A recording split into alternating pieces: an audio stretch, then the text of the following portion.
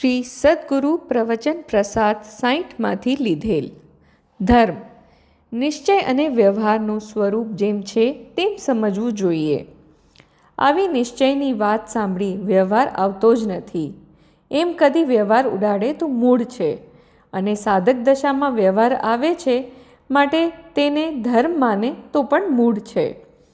દયાદાનાદિ ભાવ આશ્રવ છે. પૂર્ણ વિતરાગ દશા ન થાય ત્યાં સુધી શુભરાગ આવે ખરો, પણ તે ધર્મ નથી. જ્ઞાનાનંદ સ્વરૂપનું ભાન થઈ કરવું તે ધર્મ છે. કોઈ પ્રશ્ન કરે તો પછી બેને શા માટે ક્યાં છે?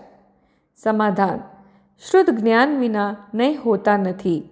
સમ્યક દર્શન વિના શુદ્ધ જ્ઞાન થતું નથી. આત્માના ધ્યેય વિના સમ્યક દર્શન થતું નથી. સમ્યક દ્રષ્ટિને આત્મામાં જ્ઞાન ચેતવાનો અનુભવ થાય તે ધર્મ છે.